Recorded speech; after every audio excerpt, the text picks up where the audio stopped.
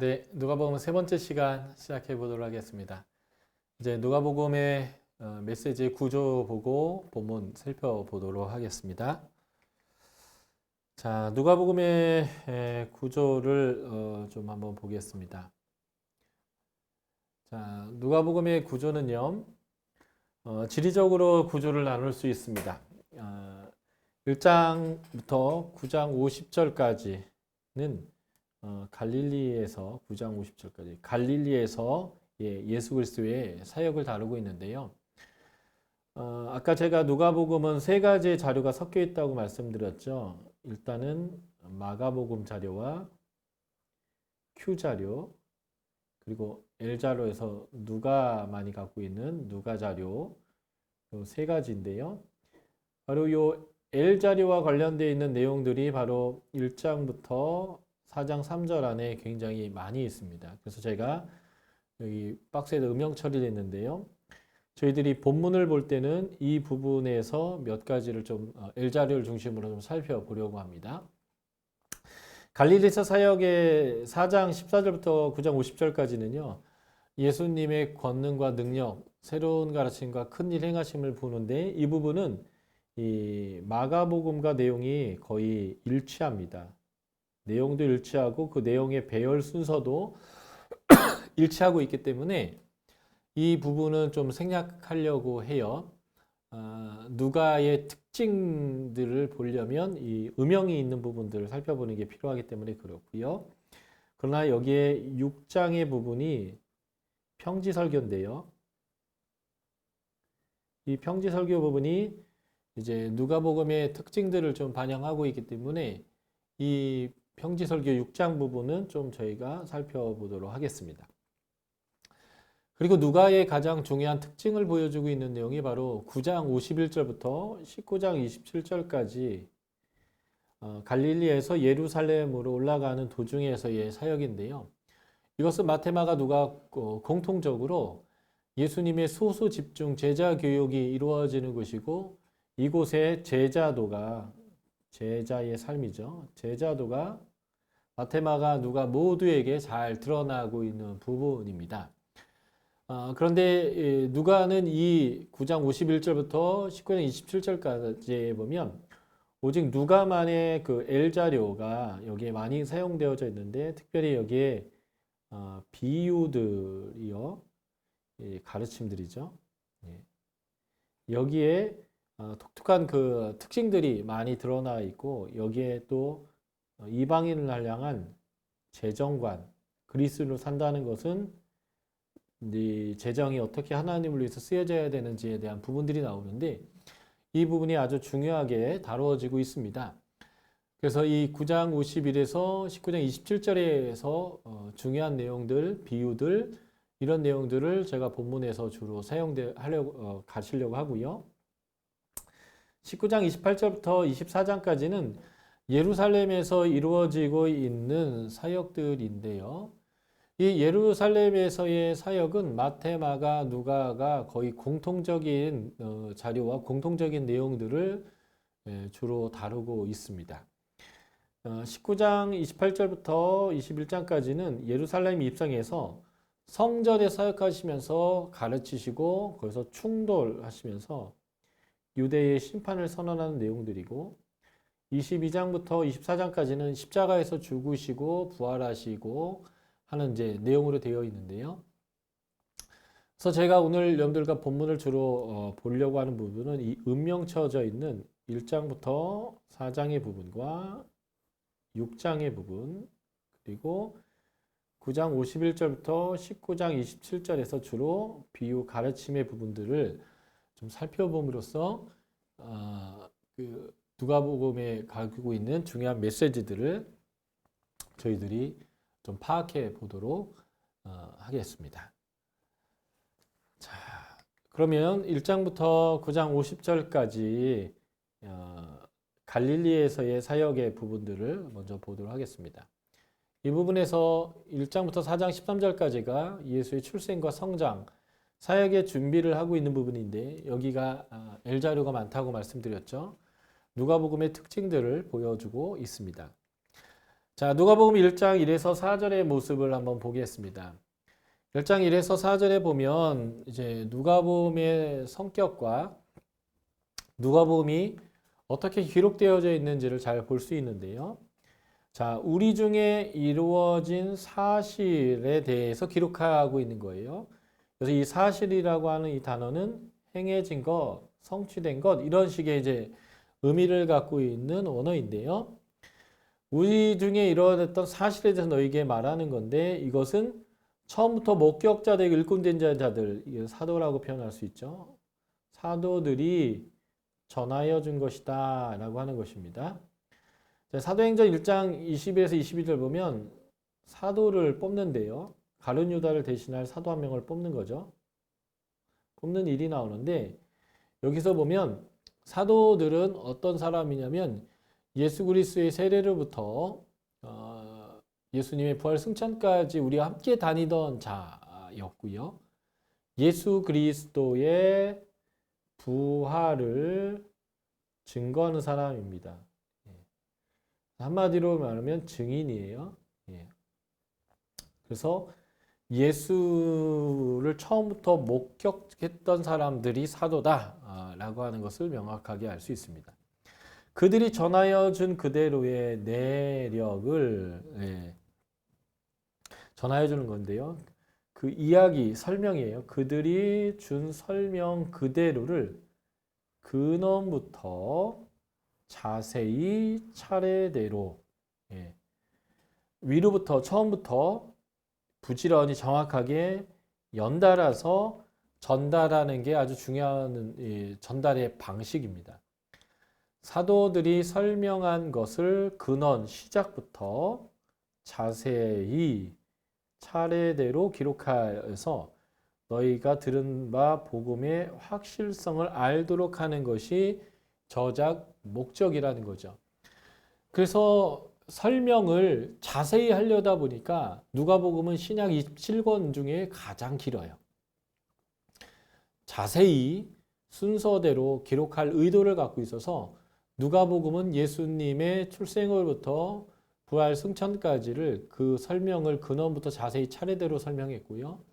사도행전은 너희까지 복음이 이르게 됐던 그 과정들을 예수님의 부활 승천과 오순절 성령 강림으로부터 12사도들 그리고 바울과 바나바를 통해서 어떻게 복음이 이방 땅 땅끝까지 확산되어져서 그들에게 복음이 전달되었는지를 기록하려고 하는 의도가 있죠.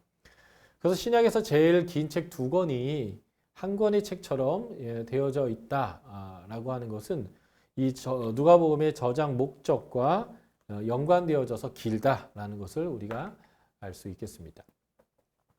각 복음서의 1장 1절을 보는 것은 굉장히 중요한데요. 왜냐하면 각 복음서의 특징들을 우리가 살펴볼 수 있기 때문에 그렇습니다.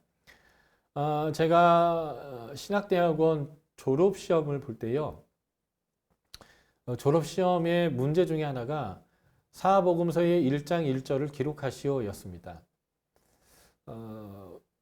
이렇게 한 과정을 마치면서 졸업의 시험에 질문으로 나올 정도로 비중 있는 게 복음서 1장 1절이죠. 왜냐하면 각 복음서의 특징들을 보여주고 있기 때문에 그렇습니다.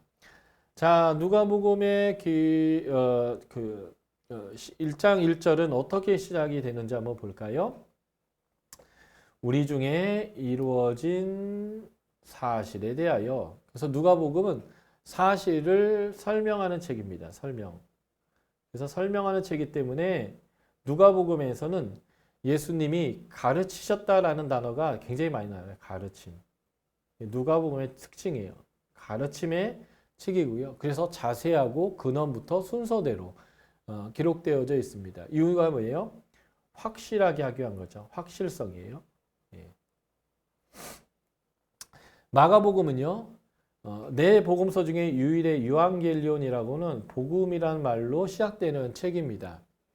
왜 그럴까요? 예수 그리스도를 믿다가 예수 그리스도 때문에 박해를 당하는 상황에서 그들이 예수 그리스도에 대해 들은 것은 죽음의 소식이 아니라 생명의 소식이고 기쁜 소식이다. 이게 복음이죠. 유한겔리온의 복음의 소식인데, 그래서 너희에게 이르는 복음은 확실한 복음이고 너희에게 복되다. 이것은 박해의 상황 때문에 이렇게 기록된 거예요. 박해의 상황이죠.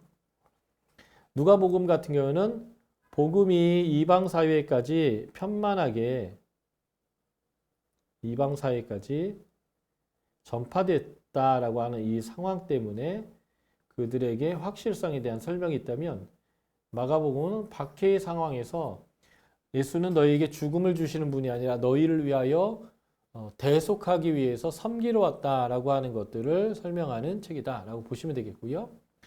마태복음은 마가복음, 누가복음의 원독자는 이방인인데요. 이방인인데 마태복음의 원독자는 유대인입니다.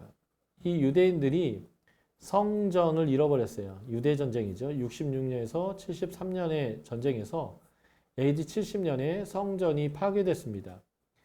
이 성전을 잃어버리고 정신적인 공황 상태에 놓여 있는 그들에게 예수 그리스도가 너희의 왕이다. 그래서 왕이신 예수 그리스도를 설명하고 있는 거죠. 마가복음에서는 섬기는 종이신 예수 그리스도, 누가복음에서는요, 잃어버린 자를 찾으러 오신 분, 잃어버린 자를 찾으러 오신 메시아를 이제 설명하는데, 이게 다 원독자의 상황인 거죠. 그래서 성전보다 더 크니신 왕이신 예수 그리스도가 오셨다. 그러니까 너희가 성전을 잃어버렸다고 해서 너무 어려워하지 마라. 이렇게 이제 설명하는 거죠. 요한복음은 가장 늦게 쓰였어요. AD 90년 어간에 쓰여졌는데, 유대교와 기독교가 완전히 분리됐고요. 이방인들에게 이제 복음이 전파되었는데, 그 이방인들이 자신들의 그 이해의 한계로 예수님의 성육신을 믿지 않고 부인합니다. 이게 이제 적그리스도예요. 헬라어로 안티크리스토스인데, 예수 그리스도는 육신으로 오신 참 하나님이다 라고 하는 참 하나님이신 예수 그리스도에 대해서 설명하는 책이 요한복음이죠. 그래서 태초에부터 세상을 창조하는 것에 참여했던 하나님에 대해서 설명하고 있습니다. 그래서 각 복음서의 1장 1절은 그 복음서의 특징을 설명해 주는데, 누가복음은 잃어버린 자를 찾으러 오신 예수님에 대한 근원부터 자세히 순서대로 그 사실에 대해 설명하여서 그들이 들은 바 복음의 확실성에 대해서 설명하는 책이다라고 보시면 되겠습니다. 자, 예수님이 처음 설교하시는 내용들이 예수님이 이제 처음 세상에 와서 사역을 시작할 때에 그 출발점이 사도 요한과 겹치게 되는데요. 이 사도 요한의 사역들이 마태, 마가, 누가에 모두 기록되어져 있는데, 그 기록되어져 있는 내용에 좀 차이가 있음을 우리가 이제 보면, 이것이 이제 그 복음서의 특징과도 깊은 연관이 있다라는 것을 볼 수 있는데요. 마태복음은 천국, 하나님의 나라의 유대인들 표현인데, 천국에 초점을 두고 있다면, 요 마태복음은 유대인들이 독자라고 했죠. 이방인이 독자인 마가와 누가에서는 하나님의 나라에 들어가기 위한 죄사함, 회개, 죄사함과 회개에 대한 강조점이 있어요. 유대인들은 하나님 나라 백성으로 아예 태어나지만, 이방인들은 하나님 백성이 되기 위해서는 죄사함과 회개가 필요하죠. 그래서 세례요한의 사역에 죄사함과 회개가 강조되는데, 자, 그 마태와 누가는 예수님에게 세례 요한에게 세례를 받으러 오는 사람들에 대해서 쌍욕을 하면서, 독사의 자식들아, 누가 너희에게 임박한 진노를 피하라고 하더냐? 지금 심판이 가까이 왔다라고 하는 이러한 메시지들이 그들에게 강조되어서 설명되고 있는데요. 예. 누가에도 이게 굉장히 중요한 거죠. 예. 죄사함과 회개가 필요한 이유가 뭐예요? 심판이 가까이 왔다라는 것입니다. 그래서 이런 내용까지는 마태와 누가가 비슷한데요. 이제 여기서부터 아주 큰 차이가 보이는 것이 누가복음에만 나오는 내용들입니다. 회개라는 게 도대체 뭐냐? 죄 사함을 받는 회개라는 것은 그냥 말로 이루어지는 게 아니에요. 말로 이루어지는 게 아니라 그의 삶으로 실제적으로 일어나야 되는 거예요. 이것을 뭐라고 표현하면 회개에 합당한 열매이죠. 회개에 합당한 열매. 우리가 이방인이죠. 유대인 아니잖아요. 그죠? 우리가 구원을 받았을 때 예수님을 말로만 내가 메시아인 줄 믿습니다 라는 것을 끝나는 게 아니라 그 믿음은 행위로 증명되어야 하거든요. 그게 회개에 합당한 열매인 거예요. 그래서 이방인을 향해서 하나님의 백성이 된다라는 것은 회개에 합당한 열매를 맺어야 된다라고 하는 이런 가르침이 누가복음에만 추가되어서 설명되고 있는 거죠. 그래서 회개해라라고 세례요한이 가르쳤을 때 유대인들이 우리가 무엇을 해야 합니까? 라고 물어요. 그때 이렇게 얘기하죠. 나눠줄 것이요. 요한 웨슬리가 이렇게 표현했어요. 네가 회개했느냐 안 회개했느냐는 네 돈, 지갑이, 네 전대가 회개했느냐 안 회개했느냐로 증명된다라고요. 지금 이 내용과 같은데 누가복음은 재정관을 다뤄요. 재정관. 이 재정관은 하나님 나라의 가치를 따르고 있는가 안 따르고 있는가라는 것을 보여주는 것인데요. 하나님 나라의 가치, 율법에서 보여주는 가치는요.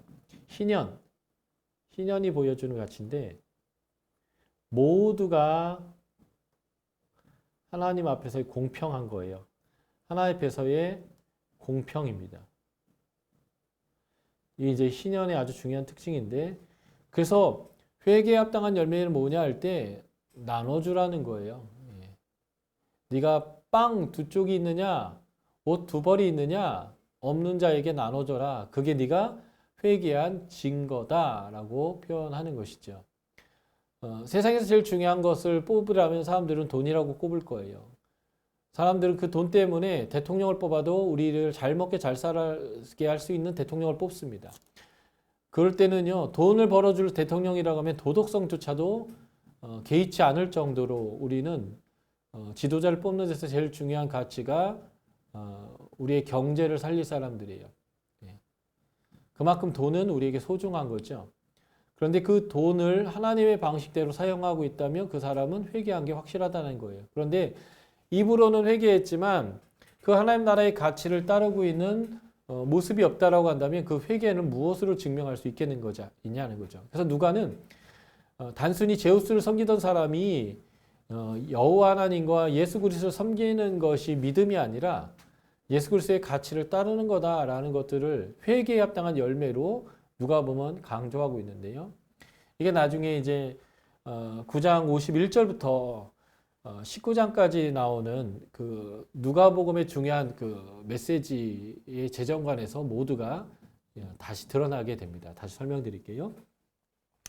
세리들이 와서 묻습니다. 우리는 무엇을 해야 합니까? 했더니 너희에게 부과된 거 받아야 되는 세금 외에 거두지 마라. 다른 사람 거 빼앗지 말라. 네가 힘 있다고 다른 거 뺏으면 안 된다. 이렇게 얘기하고요. 군인들이 와서 물어요. 우리는 무엇을 해야 합니까? 라고 했더니 사람들에게 강탈하지 마라. 그리고 거짓으로 고발하지 마라. 그리고 너희가 받는 월급을 족한 줄 알아라. 이게 세 개 다 뭐예요? 재정관입니다. 너희가 하나님의 나라의 가치대로 산다고 한다면 너는 하나님의 백성이 맞다라고 하는 것이죠. 이것이 바로 회개에 합당한 열매다라는 것을 보게 되고요.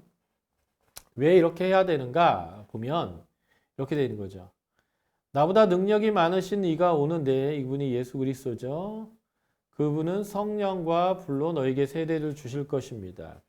이 성령 세례는 예수님의 초림과 하나님의 긍휼에 대한 것이겠지만 불은 하나님의 심판과 연관된다고 생각해요. 그래서 재림주죠. 재림주는 심판하러 오실 거예요. 초림주는 긍휼을 베풀어 오실 겁니다. 예수님은 성령과 불로 너에게 세례를 주실 것인데 그래서 이 부분이 심판주, 재림주, 심판하시러 오는 분, 불로 세례를 주시는 분으로 오실 건데 그가 타작마당을 정하게 하시고 유대인들의 이미지에서 이 타작마당은 하나님의 심판과 연결되는 모티브거든요. 알곡은 곳간에 들이고 축정이는 꺼지지 않는 불에 던지겠다. 이게 이제 마지막 때 일어나는 추수에 대한 이러한 이제 메시지인데요. 이러한 심판이 가까워왔기 때문에 회개해야 되고 그 회개는 입으로 하는 게 아니라 예수 그리스도의 가치를 따르는 삶으로 그것이 이루어져야 한다라는 것으로 설명되어지는 거죠. 이게 이제 마태, 마가, 누가에 모두 등장하는 예수님의 성령 세례를 받으시기 위하여 예수님이 세례를 이제 세례요한한테 받는데 그 직전에 세례요한이 사람들에게 세례를 줄 때 회개에 합당한 열매를 맺으라고 하는 그런 세례요한의 가르침과 연결되어 있습니다. 이방인들에게 회개가 중요하다는 거죠. 이게 이제 누가복음의 아주 중요한 메시지겠다라고 볼 수 있겠고요. 또 3장에 보면 누가복음에 족보가 등장하는데요. 이제 마태복음에도 족보가 등장하고 누가복음에도 족보가 등장하는데 이 마태복음 자료가 M 자료예요. 족보 자료죠. 그리고 이것이 누가만 나오는 L 자료인데요. 이 두 자료를 보면 마태와 누가의 특징들을 알 수 있습니다. 보면 마태는요. 다윗의 자손을 강조합니다. 아브라함과 다윗의 자손이죠. 아브라함은 유대인의 조상이고요. 다윗은 선지자들이 말했던 메시아가 이 다윗의 후손에서 온다라고 하는 그런 내용이어서 유대인의 왕으로 오신 예수 그리스도라고 하는 그 특징이 이 유대의 특징인 마태복음에 등장하게 되고요. 사람들이 아는 대로 요셉의 아들이다. 그래서 인자, 사람의 아들로 모든 잃어버린 자를 찾으러 오신 예수님의 모습을 보여주는 것이 누가복음의 특징입니다. 그래서 마태복음은요. 아브라함부터 다윗까지 다윗으로부터 예수 그리스도까지 14대, 14대, 14대를 강조하는 위에서 아래로 내려오는 족보를 강조하고 있고요. 누가복음의 족보의 기록은 예수 그리스도로부터 요셉으로 이것이 위로 올라가야 되죠. 그래서 다윗, 아브라함, 아담, 그리고 어디까지 올라갈까요? 하나님까지로 올라가게 되면서 모든 인류의 아버지인 하나님. 그래서 모든 사람들이 하나님의 자녀인데 특별히 이방인들은 잃어버린 자녀다. 마태복음 15장에 나오는 탕자죠. 두 번째 아들과 같은 존재다라는 것들을 보여주는 것이 이 족보의 아주 그 특징이다라고 볼 수 있습니다.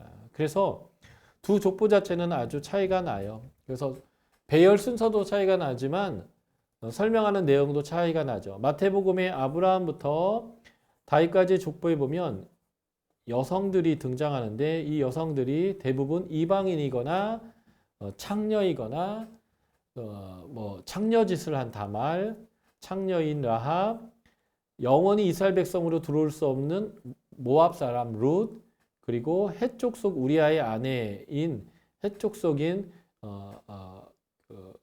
밧세바까지 포함해서 하나님은 이방인들의 하나님이라고 하는 선교적 메시지가 이 마태복음에는 등장해요. 누가복음은 그냥 이 족보를 그대로 표현하고 있고요. 마태복음은 14대, 14대, 14대에서 42대의 족보를 설명하고 있다면 누가복음은 72대의 족보를 사용하고 있는데 그 차이가 뭐냐면 다윗 다음에 나태는 솔로몬으로 연결되지만 누가는 다윗 다음에 솔로몬의 형이 나단으로 연결돼서 족보가 가다가 이 스룹바벨에서 다시 맞춰지게 되고 예수께로 오는 이런 족보로 연결되어져 있는데 두 개의 족보가 사용해 하고 있는 자료가 차이가 나서 이런 일들이 일어나는 것 같습니다. 그러나 제일 중요한 건 이거예요. 족보가 사용되어질 때 아까도 말씀드린 대로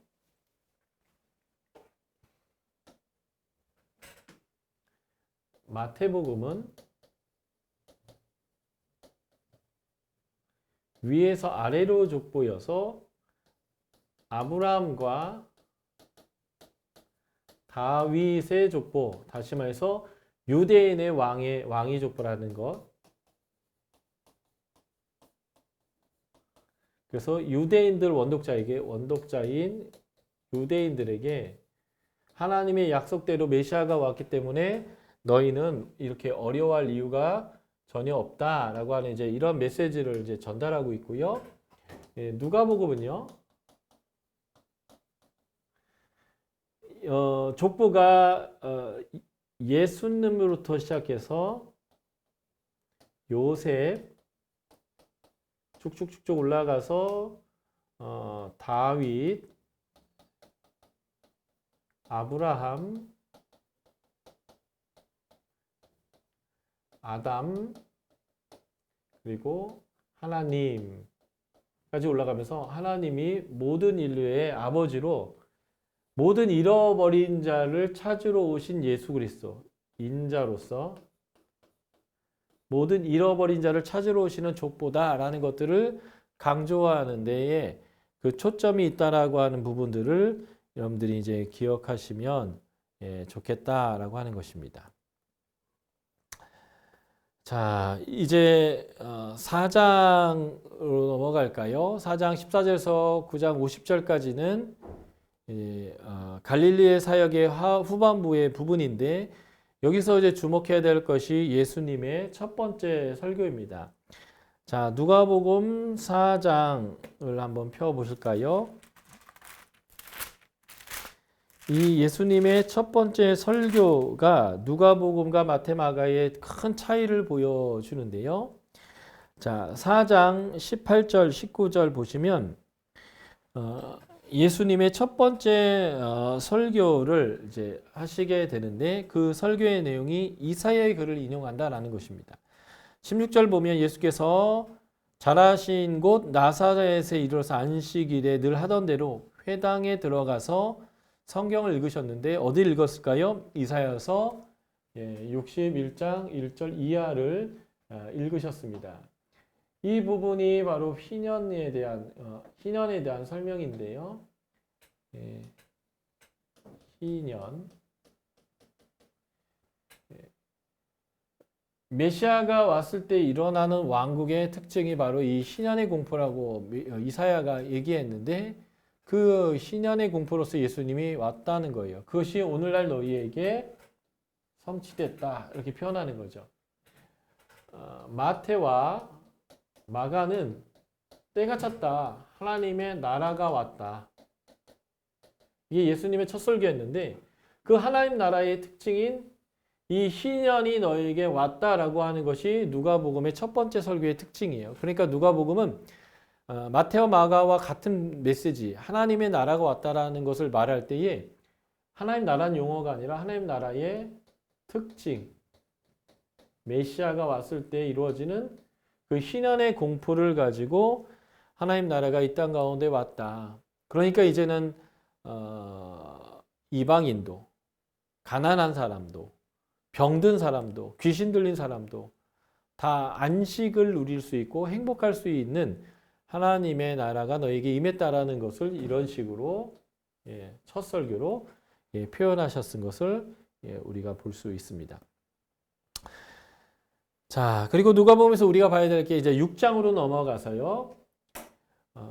마태복음 5장, 6장, 7장에 나오는 그 산상수훈과 누가복음 6장에 나오는 평지 설교를 좀 비교해서 우리가 이제 보면 좋을 것 같습니다. 이게 이제 하나님의 나라의 아주 중요한 특징이죠. 이제 마태복음 5장에 나오는 팔복은요, 이제 하나님의 나라의 백성의 가져야 될 그 가치와 성품에 대한 내용들을 주로 다루었습니다. 그래서 누가 복이 있는가라고 할 때 심령이 가난하고 애통하고 온유하고 의에 줄이고 긍휼히 여기는 사람들, 이런 사람들이 복이 있어요. 다시 말해서 하나님의 성품, 다르게 말하면 하나님의 가치를 따르는 사람이 복이 있다라는 식으로 표현하는데, 이것이 이제 소위 말해서 유대인들이 구약에서 중요하게 생각했던 그런 개념들이에요. 의, 마음, 온유함, 의, 온유, 온유함 이런 것들인데, 이런 것들을 다시 표현하고 있는 것이 마태복음이라고 한다면요, 하나님 나라의 가치죠. 이런 것들을 마태복음은 유대인들을 위한 책이기 때문에 이런 것들 중요하게 생각해요. 심령이 가난한 거, 애통하는 거, 온유한 거, 의에 줄이는 거. 이게 이제 구약에서 중요하게 생각했던 그런 개념들인데, 누가는 하나님의 나라가 갖는 특징이요. 나라의 특징인 희년이죠. 희년은 회복되고 공평해지고 자유케 되어지는 그런 이제 나라인데요. 그렇기 때문에 누가 복이 있는가? 가난하고 줄이고 우는 자들이 복이 있습니다. 그 이유가 뭘까요? 왜 가난한 복이 있고 줄인 자는 복이 있고 울면 복이 있을까요? 하나님의 나라는 이런 사람들에게 관심이 있기 때문에 그래요. 이런 사람들이 다시 배불러지고 그런 사람들이 다시 행복해지는 때가 언제예요? 바로 예수 그리스도 메시아가 와서 희년이 공포되어지고, 그래서 갇힌 자가 자유케 되고 없는 자가 다시 부유케 되어지는, 그래서 공평해지는 그러한 나라가 오는 게 하나님의 나라이기 때문에, 그래서 하나님 나라에서 측면에서 보면 가난하고 줄이고 우는 것만으로도 그는 하나님 나라에 들어갈 자격을 얻는다. 이게 이제 누가복음에서 말하는 하나님의 나라의 아주 중요한 특징이다라는 거죠. 그래서 그 하나님의 나라를 사모하고 그 나라를 위해서 살 때에 사람들이 너희를 미워하고 멀리하고 욕하고 악하다고 버립니다. 이게 다 뭐예요? 사도들이 복음을 전할 때 당하는 일들이었어요. 그리고 지금 기독교인들이 하나님 뜻대로 살 때 보면 경험할 수밖에 없는 일들이죠. 이런 일들이 있을 때에 복이 있다는 거예요. 왜냐하면 전에 있던 선지자들이, 너희 선지자, 이건 유대인들이니까 너희 선지자라고 했죠. 그런데 이방인들에게는, 이방인이 원독자인 누가복음에서는 저희 조상들, 유대인들이, 저들의 조상들인 유대인들이 선지자들에게 이렇게 했다라고 하는 여기 이방인적인 특징이 나오는데, 어쨌든 하나님의 백성이 하나님 뜻대로 살다 보면 이러한 어려움들을 겪는다는 거예요. 그런데 유대인들이 성전을 잃어버리고 어려움 당했던 것들과 그냥 사회적 편견으로 어려움 당하고 있는 누가복음의 차이를 보면, 여기는 핍박하고 거짓으로 너희를 거스린다는 표현을 오히려 사용해서, 마태는 누가보다 핍박과 박해의 상황을 더 강화하고 있어요. 이게 원독자의 상황인 거죠. 근데 누가복음은 내가 들은 복음이 확실한가라고 하는 의구심에 대한 문제이거든요. 그런데 너희들이 확실한 복음에 있다라는 것을 표현하는 거고요. 이 마태복음에는 없는 누가복음의 평지설교에만 있는 내용이 있어요. 그게 바로 화 있을 진저입니다. 복이 있는 사람이 누구인가? 가난하다면, 배고프다면, 운다면, 그리고 사람들로부터 욕을 먹는다라면 복이 있는데요. 누가 화가 있을까요? 예. 부유하면, 배부르면, 웃으면, 칭찬 들으면 화가 있다라고 하는 것입니다. 이거 나 오늘 점심 많이 먹었는데 오늘 내가 배가 부른데 나는 화가 있는 건가? 난 지금 사람들하고 차 마시면서 막 한참 웃었는데 화가 있는 건가? 그런 의미로 이것을 받아들이시면 안 되고요. 그래서 늘 배가 고른 상태에서 슬픈 상태로 있어야만 하느냐 그 얘기를 하는 게 아니고요. 고대의 1세기 이 편지가 쓰여질 당시에 부유하고 배부르고 웃고 칭찬되는 사람이 누구였을까요? 예, 귀족들, 주인들, 많이 가진 사람들이요. 부자들인데요. 이 사람들이 뭘 하고 있을까요? 가난한 사람들을 착취하고 있었습니다. 그래서 이 사람들은 뭘 하냐면 절대 가난한 사람들에게 글을 안 가르쳐요. 글을 배운다라는 것은 모두가 평등해질 수 있는 길을 여는 거거든요. 그래서 선교할 때 정말 중요한 게 뭐냐면 그 선교지가 회복되어질 수 있도록 교육을 잘 하는 것이 중요합니다. 교육이 이루어진다라고 한다면 사람들이 회복이 이루어질 수 있어요. 가난한 사람이 이제 부자가 될 수 있는 방법을 찾을 수 있는 게 교육입니다. 그래서 고대에서 이 부자들은, 지배계급들은, 주인들은 절대 자기의 피지배계급들, 자기가 부려먹어야 될 사람들을 가르치지 않았단 말이죠. 그리고 그들을 아주 사람 이하의 취급을 하면서 지배를 해서 그들이 다시는 일어서지 못하도록 하는 일들을 했단 말이죠. 그런 사람들을 일컬어 부유한 자, 배부른 자, 웃는 자, 칭찬 듣는 자라고 표현하는 거예요. 이런 사람들은 화가 있습니다. 하나님의 나라에 들어가려면 이 사람들이 뭘 해야 돼요? 나눔을 해야 됩니다. 지식과 재물과 권력을 나눠야 합니다. 그런데 악한 세상에선 절대 이런 일을 하지 않습니다. 이런 일을 하나님의 나라의 가치를 거절하고 스스로만 부여하고 스스로만 배부르고 스스로만 웃고 스스로만 칭찬을 듣는 사람으로 네가 살고 있다면 네가 갈 곳은 지옥밖에 없다는 거예요. 부자와 나사로 얘기하시죠? 부자는 죽었는데 어디를 갔을까요? 예, 지옥에 갔습니다. 나사로는요? 아브라함의 품, 천국에 갔어요. 왜 나사로가 천국 갔을까요? 그는 복 있는 사람이기 때문에 그래요. 가난했고요. 배고팠고요. 애통했습니다. 그의 병 들어서 진물이 나는데 개가 핥을 정도로 어려운 삶을 살았단 말이죠. 그래서 그는 천국 간 거예요. 부자가 왜 지옥 갔을까요?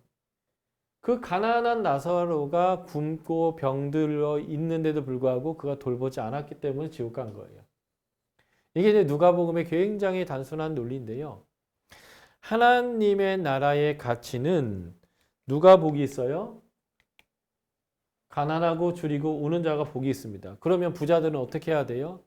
하나님이 애통해야 하고 사랑하고 애달아하고 긍휼히 여기는 사람들, 가난한 자, 줄인 자, 우는 자를 향해서 그들의 손을 펴고 그들을 섬기고 도와줘야 했었다는 거죠. 근데 그 가치를 다 거절하고 스스로 배부르고 칭찬 듣고 자기만 행복하고 그렇게 살았다면 하나님 나라의 가치를 거절하는 거예요. 신현의 가치를 거절하는 거죠. 사도 바울은 도적질하던 자는 다시는 도적질하지 말고 손수 일해서 다른 사람에게 구제할 것이 있도록 일하는 거. 이게 하나님 나라의 가치라고 얘기했단 말이죠. 그 하나님 나라의 가치를 세상의 부한 자들, 강한 자들이 거절하니까 어떤 일들이 벌어져요? 가난하고 줄이고 목마르고 우는 자들이 생기는 거잖아요. 그래서 하나님 나라의 이 희년의 특징, 회복과 공평해지는 이 특징을 거절하는 사람들은 화가 있다. 그 표현을 쓸 때 부요한 자요, 배부른 자요, 웃는 자요, 칭찬하는 자들은 화가 있다라고 표현하는 것입니다. 우리가 모든 세상 사람들을 구원할 수는 없어요. 우리가 슈퍼맨처럼 살아서는 안 되고 살 수도 없습니다. 우리가 가난해질 정도로 다른 사람을 구제하는 것도 하나님의 뜻은 아닙니다. 그러나 하나님 나라의 가치를 가지고 우리가 하나님의 그 마음이 있는 곳에 우리의 재정과 우리의 열정이 흘러가고 있다면 그것만으로도 족한 거죠. 자, 그래서 본문은 복 있는 사람과 화 있는 사람을 두 개로 딱 나누는데요. 자, 누가 복이 있습니까? 가난하고 줄이고 우는 자가 복이 있습니다. 그들이 하나님 나라를 가질 것이고요. 배부름을 얻을 것이고 웃을 것입니다. 이유는 이들이 뭘 잘해서가 아니라 하나님이 이들을 긍휼히 여기기 때문에 하나님의 은혜가 주어질 것이라는 거예요. 화 있는 자는 누구예요? 자기만 배부르고 자기만 부유하고 자기만 웃고 칭찬 듣는 사람들에게 칭찬 듣는 사람입니다. 왜냐하면 그는 이 땅에서 모든 위로를 다 받았고 그는 이제는 하나님 앞에서 애통하고 줄일 것이기 때문에 그래요. 그래서 이 땅에서의 자기만의 잠시의 영광을 누리려고 하면 안 되고요. 이들도 은혜를 베풀어야 되는데 이들이 은혜를 베풀면 이 가난한 사람들, 줄인 자, 우는 자들이 해결을 받는 거죠. 자본주의 사회의 병폐가 무엇입니까? 빈부의 격차의 양극화잖아요. 하나님 나라는 사유재산을 인정한다는 측면에서는 자본주의와 같아요. 그러나 자본주의와 하나님 나라의 차이는 뭐예요? 은혜 받은 자들이 하나님의 뜻대로 은혜를 흘려보내서 공평케 하는 사회라는 거예요. 이것을 거절하는 사회가 또한 자본주의 사회라고 하는 거죠. 사실은 미국의 기독교 국가적 가치가 있는 그에서 보면 부자들은 그 유산들을 자식에게 남기는 것이 아니라 사회에 기부를 하고 사회의 질병 퇴치나 사회의 이러한 가난 퇴치를 위하여 장학제도를 만들고 구제하는 걸 만들고 질병 퇴치에 그의 모든 자산들을 남기고 하는 것들을 보게 되죠. 이게 사실 바로 하나님 나라의 가치를 갖고 있기 때문에 그렇습니다. 그래서 하나님 나라의 가치대로 살기 때문에 욕을 먹고 사람들이 미워하면 복이 있고요. 자기들끼리 좋아하고 희희낙낙하며 서로 칭찬하는 사람들은 거짓 선지자의 모습이기 때문에 화가 있겠다는 거예요.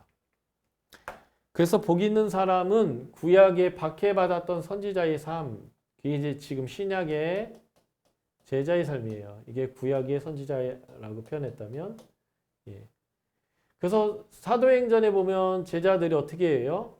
전도하다가 감옥에 가고 매맞고 죽임을 당하죠. 스데반이 죽임당했고 야고보가 죽임당했고요. 이런 사람들이 하나님의 나라를 받을 것이지만 거짓 선지자의 삶이 있어요. 유대주의자들의 삶이죠. 이 유대주의자들의 삶은 예수의 가르침을 거부합니다. 예수의 삶을 비웃어요. 그래서 하나님 나라를 거부하는 자가 된다는 거죠. 그래서 이 선지자적인 삶, 제자의 삶을 이제 예수님이 산상수훈에서처럼 평지설교에서 가르쳤는데요. 이런 내용들이죠. 이런 사람들은 지극히 높으시니 하나님이죠. 하나님의 아들로서 상이 클 거라는 것입니다. 하나님의 아들로서 상이 큰 이 삶의 특징들은 세상과는 반대로 살아요. 반대 정신의 삶으로 사는 사람들이고 하나님의 성품에 근거한 좋은 나무가 좋은 열매를 맺는 삶인데 그게 뭐예요? 예수 그리스도의 가르침을 듣고 그대로 행하는 자들이 바로 이 13가지의 가르침에 합당한 사람입니다. 자, 그들의 모습이 뭘까요? 예, 원수 사랑하고요. 자기를 미워하는 자를 선대합니다. 예. 자기 미워하는 자를 선대하고요. 저주하는 자를 축복하죠. 모욕하는 자를 위해서 기도하고요. 자기 오른뺨을 치는 자에게 왼뺨도 돌려대고요. 겉옷을 달라는 자에게 속옷도 주고요. 구하는 자에게 자기에게 꿔달라고 하는 자에게 꿔주고요. 오히려 꿔줄 때 가져가는 자에게 다시 달라고 하지 않습니다. 이런 사람들이 바로 반대로 사는 거예요. 반대 정신이라고 하는 건데 세상의 가치와는 다른 반대의 삶을 사는 것입니다. 이게 바로 선으로 악을 이기는 거죠. 이기는 방식입니다. 이렇게 사람들이 살게 되면 가난한 사람들이 굶지 않습니다. 배고픈 사람이 배고프지 않고 배부르게 되고요. 애통하는 사람들이 위로를 받게 됩니다. 이게 하나님 나라의 희년의 삶이 실현되는 방식이에요. 자본주의와는 다르게 빈부의 격차가 극복되어지는 삶입니다. 그래서 남에게 대접받고자 하는 대로 남을 대접하라 해요. 이게 청탁하고 김영란법 어기라는 게 아니고요. 나중에 이제 본문에서 나오지만 나에게 갚을 것이 없는 사람들에게 이렇게 하라는 거예요. 나에게 나중에 무엇인가 영향을 미치고 나에게 혜택을 주고 나에게 이권을 줄 사람들에게 대접하는 게 아니고요. 배고프고 가난하고 애통하고 의를 위해서 고난을 당하는 사람들을 향해서 이러한 대접하는 삶을 살라고 하는 것입니다. 그리고 하나님처럼 자비해야 하고요. 다른 사람을 비판하지도 정죄하지도 말고 용서하는 삶을 살아야 되는 것이죠. 이게 하나님의 성품에 근거한 삶이에요. 이게 마태복음 5장, 6장, 7장에 나오는 팔복의 내용과 같은 내용인데요. 이런 내용들이 사실은 누가복음에서는 약자, 여자, 어린이, 가난한 사람, 희년이 필요한 사람들을 향한 메시지로 전달되는 거죠. 그래서 이방인들이 예수를 믿는다는 것은 단순히 신을 바꾸는 게 아니고요. 경배의 대상을 바꾸는 게 아니라 그 신의 가치를 따라서 사는 거예요. 회개에 합당한 열매를 맺는 것인데 그 회개에 합당한 열매가 무엇인가? 이런 식으로 표현하는 거죠. 앞부분에서는 요한은 뭐라고 했어요? 옷 2벌, 빵 2개가 있는 사람은 나눠 먹고 나눠 입어라. 힘이 있다고 세리들, 사람들 거 뺏지 마라. 군인들, 사람들 거 뺏고 그 사람들 마음껏 부려먹지 마라. 오히려 너희가 그 사람들에게 잘해줘야 된다. 라고 했던 그러한 내용들과 같은 내용이죠.